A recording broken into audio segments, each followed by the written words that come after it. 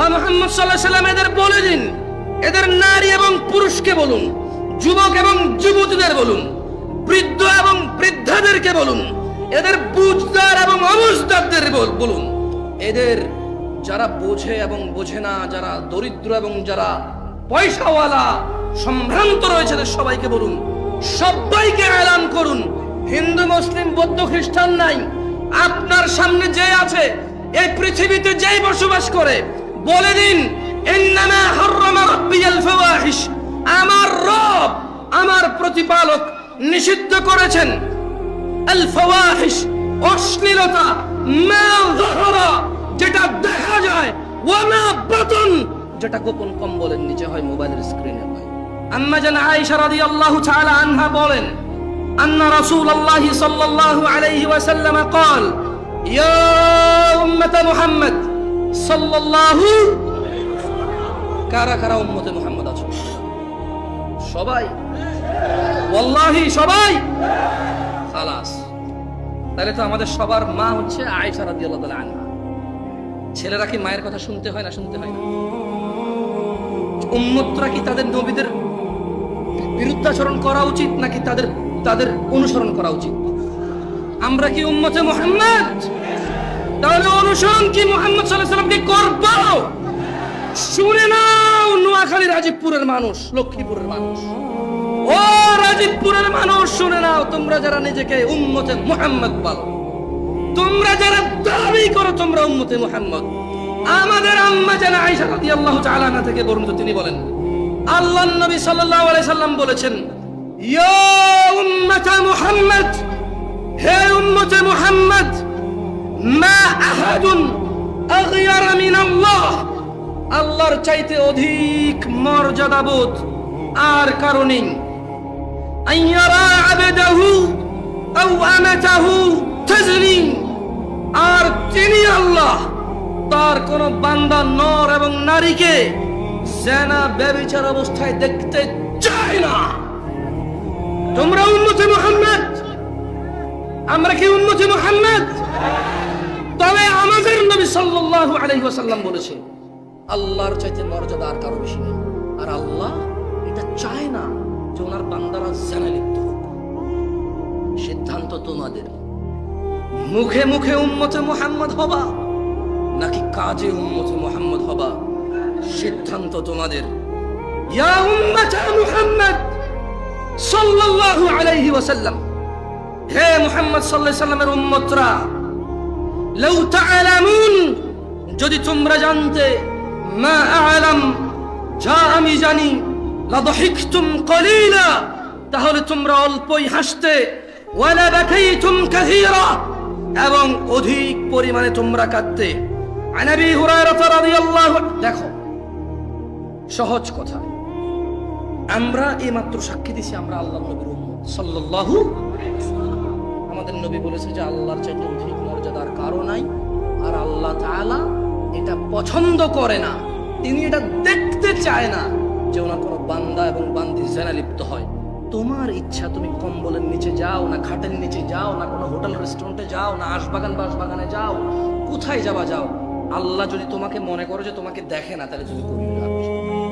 আর যদি বলো যে উম্মতে মুহাম্মদ সাল্লাল্লাহু আলাইহি ওয়াসাল্লাম, তাহলে তুমি এই শিক্ষা নেওয়া উচিত, তোমার রব, আমাদের রব পছন্দ করে না এমন কিছু দেখবে যেটা ব্যভিচারের মতো জঘন্য অশ্লীলতা। আল্লাহ আমাদেরকে আশ্রয় দান করুন। কথা বলতে চেয়েছিলাম রিজিক নিয়ে, কথা বলতে পরে চেয়েছিলাম অন্য বিষয় নিয়ে, কিন্তু উপস্থিত আমার দিনই ছোট্ট যুবক ভাইদেরকে দেখে মনে হলো যে এই মুহূর্তে অশ্লীলতার চাইতে বেটার কোনো টপিকই হতে পারে না। যারা মনে করে ফজরের সময় কল করে প্রেমিকাকে জাগালে সওয়াব হবে, ভালো, ইন ফ্রন্ট অফ মি, আমার সামনে যে যুবকরা বসে আছে, এরা দিন ভালোবাসে যতক্ষণ পর্যন্ত দিন ওদের মনমানি করা যায়। এরা নামাজ পড়ার দিন ভালোবাসে না, রোজা রাখার দিন ভালোবাসে না, এরা ভালোবাসে বিয়ে করার দিন। এই দেখো আল্লাহ বলছে অর্ধেক দিন বিয়ে করলে আমার আব্বা আমাকে বিয়ে করে না, সমাজটা নষ্ট হয়ে গেছে। আমার সামনে এই মুহূর্তে যে যুবকরা বসা আছে, ওরা PUBG, free fire, cricket, football নিয়ে ব্যস্ত থাকা যুবক। 18 বছর বয়সে কাজ করলে শিশু আইনে হবে, বাবা ভালো না, কিছু জন্ম দিয়েছে কর্ম দেয় নাই, কিন্তু 13 বছর বয়সে বসে বসে 8 ঘন্টা 10 ঘন্টা মোবাইলে গেমস অথবা সিনেমা নাটক দেখে সময় নষ্ট করলে এতে বাবার কোনো দোষ নেই। আমার সামনে এখন যে যুবকরা বসে আছে, এই যুবকরা 26 বছর বয়সে নিজেকে ছোট মনে করে, অথচ 13 বছর বয়সেদের স্বপ্ন দোষ। এমন যুবকের সামনে অশ্লীলতা নিয়ে কথা বললে হয়তো ওদের কাজে আসবে, কারণ আল্লাহ তাআলা বলছে যে ফাযাক্কির, ও মুহাম্মদ সাল্লাল্লাহু আলাইহি ওয়াসাল্লাম উপদেশ দিন, ইন্নামা আনতা মুযাক্কির। তো আমার সামনে যে যুবক দল বসে আছে তারা 13 বছর বয়সে স্বপ্নদোষ হয়, 14 বছর বয়সে প্রেমের চিঠি লেখে, 15 বছর বয়সে রেস্টুরেন্টে ঘুরতে যায়, 16-17 বছর বয়সে বন্ধু বান্ধব নিয়ে হুন্ডাই করে মেয়ে তুলে নিয়ে আসে, অথবা কোথাও হারায় যায়, এরা বাপ মায়ের টাকা চুরি করে। 21 বছর বয়সে মনে করে আমি এখানে ছোট। এমন যুবকের সামনে কি বক্তব্য দেব বুঝে আসে না। যে যুবকদের ভিতরে মূল্যবোধ নষ্ট হয়ে গেছে, বড় আলেম কথা বললে ভালো লাগে না, বড় আলেমরা, কারণ ওর একটা জিনিস কি আমি আপনাকে বলি, মানে একজন মানুষের যদি ন্যূনতম জ্ঞান থাকে, আরেকজন জ্ঞানী মানুষ কথা বললে সেটা নিতে পারে, রিসিভ করতে পারে, সে এগ্রি করতে পারে বা ডিসএগ্রি করতে পারে। এখন এই যুবক তো ম্যাট্রিকে পড়ে, ম্যাট্রিক বানান করতে পারে না। সবার কথা বলছি না, সবার কথা বলছি না। এই যুবক আলহামদুলিল্লাহ সূরা পড়তে বললে বলে যে পারি, আলহামদুলিল্লাহ রাব্বিল আলামিন আর রহমানির রহিম। না না, আমি খুব জ্ঞানী এটা বলছি না, আছে এমন যুবক আমি দেখি। এই যুবক দিন মানে ততটুকু যতটুকুতে মন মানি আছে, যতটুকুতে ওর যৌবনের যে পাগলামিটা আছে এটা টিকে।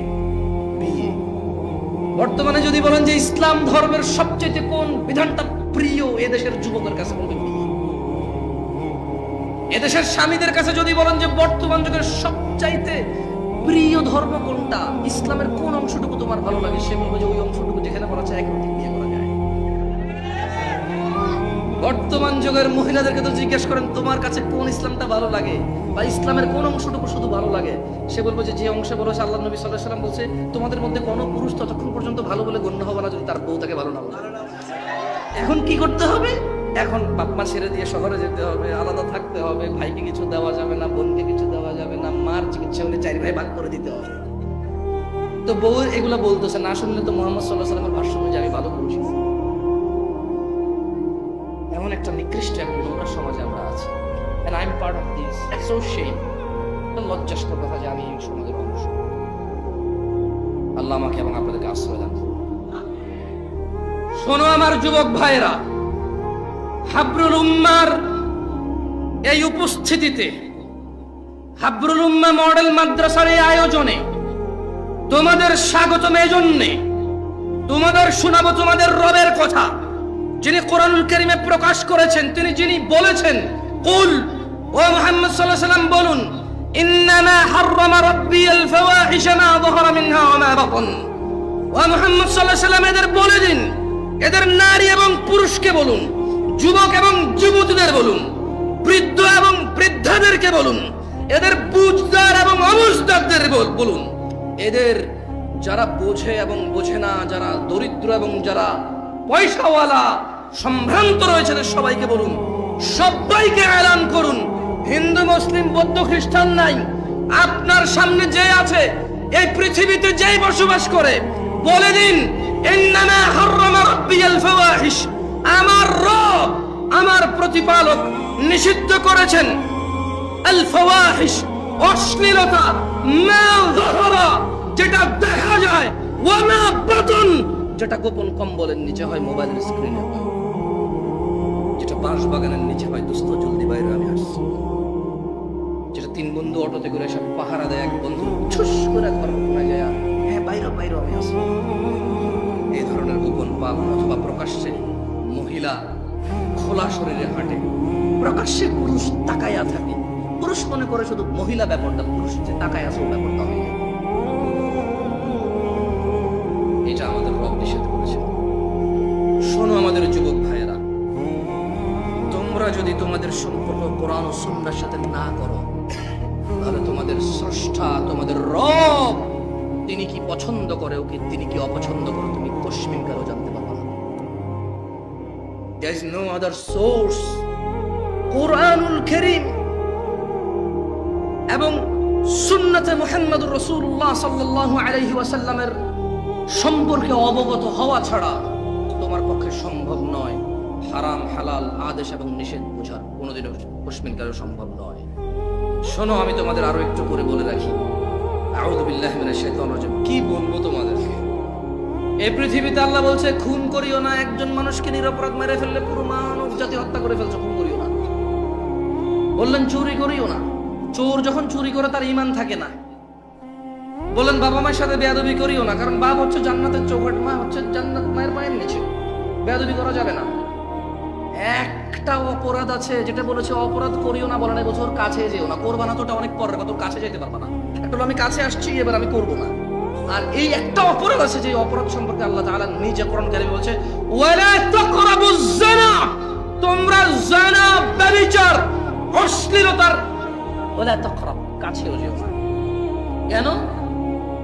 আরে তোমার রবকে প্রশ্ন করো না, বলো ইয়া আল্লাহ আরশের প্রভু, ইয়া আল্লাহ বৃষ্টিদাতা, ইয়া আল্লাহ মানুষের হিসাব রক্ষককারী, ইয়া আল্লাহ জান্নাতের মালিক, ইয়া আল্লাহ বিচার দিবসের মালিক। ওয়ালা তাকরাবুজ জিনা, কেন জিনার কাছে যাব না? তিনি বলেছেন ইন্নাহু কানা ফাহিশা ওয়া সাআ সাবিলা, নিশ্চয়ই জিনা ব্যভিচার অশ্লীলতা হচ্ছে নিকৃষ্ট আচরণ, এজন্য যাবা না এর কাছাকাছি। গার্লফ্রেন্ড থাকা চলবে না, ভাবির সাথে ভাই বিদেশ সম্পর্ক থাকা চলবে না, চলবে না। বিয়ের দিন তারিখ ঠিক করে বিদেশে জামাই, হবু জামাই, তার পক্ষ থেকে বাপ মা এসে আংটি পরাবে, এখনো বিয়ে হয় নাই, চলবে না। মোবাইলে ভিডিও কলে কথা, হারাম। অশ্লীলতা এখনো বিয়ে হয়নি, চলবে না। মামতো বোন খালতো বোনকে দিয়ে ওর ক্লাসমেটের সাথে মোবাইল নাম্বার নিয়ে কথা বলা, আল্লাহ বলছে ওর কাছেও যেও না, হারাম। আরে হারামেরও তো কত এখন, কি হারামের এখন লেভেল আছে, কি আছে? কিছু সংখ্যক পর্যন্ত হারাম এখন আর হারামই নাই আমাদের চোখে। বলেন তো, টেলিভিশনের মধ্যে একটা ছেলে গান গাইছে, আসে একটা মেয়ে নাচতেছে, এটা কি আর এই কর্নারের দোকানগুলো দেখলে কি হারামের পর্যায়ে পড়ে? এই রাস্তা কি কোনো পুরুষ কোনো মহিলাকে জড়াই ধরে? কেন? শরম। কিন্তু এখন ওইটা আর শরম লাগে না যে বাপ বসে আছে, ছেলে বসে আছে, চাচা জ্যাঠা ভাতিজা বসে আছে, দোকানে মহিলা ট্যাং ট্যাং করে নাস্তা, সেটা সবাই দেখে, ওটা আর এখন হারাম মনে হয় না মানুষের কাছে। কোন পুরুষ কোন মহিলাকে জড়াই ধরবে রাস্তায়, এটা এখনো আছে। কিন্তু এইভাবে যদি চলতে থাকে তাহলে কয়দিন থাকবে আল্লাহ? কিয়ামতের পূর্বে মানুষ কুকুর শ্রেগালের মতো আচরণ করবে না, তো এটা তো আগাচ্ছে। আল্লাহ আমাদেরকে ক্ষমা করবে। আর আমি তো চাইলে পৃথিবীকে টিকে রাখতে পারবো না, পারবো? বাট আমি চাইলে এই পৃথিবী ধ্বংসের কারণ হওয়া থেকে নিজেকে বিরত রাখতে পারবো। এটা হচ্ছে আমাদের কাজ। শোনো, তোমাদের মধ্যে আল্লাহ নবী সাল্লাল্লাহু আলাইহি সাল্লামের 4 জন স্ত্রীর নাম কতজন জানো? দেখো, আমি তোমাদের লজ্জা দিতে চাচ্ছি না। যারা মাদ্রাসার ছাত্র আছে তারা বাদ, জান্নাতের পথকে সহজ করে দেবে না। আপনাদের কি উচিত এমন মজলিসে কথা বলবো? হ্যাঁ, উচিত কথা বলা। কি বলেন? কথা বলবেন, আসবেন, যাকে কথা বলার সুযোগ দেবে সে কথা বলবে, যারা শুনতে আসছে তারা শুনবে, যারা বলতে আসছে তারা বলবে। এটাই হবে আমাদের কাজ। আমরা চেষ্টা করব, যারা আমরা শিখতে আসছি আমরা শিখবো, যারা শিখাইতে আসছে তাদেরকে শেখানোর সুযোগ দেব ইনশাআল্লাহ। এই পৃথিবী সৃষ্টি করছে কে? মায়ের গর্ভে পুত্র অথবা কন্যা সন্তান দান করে কে? ওই একই গর্ভে কোনো কিছু দান করে না কে? ওই একই গর্ভে শুধু পুত্র অথবা শুধু কন্যা দান করে কে?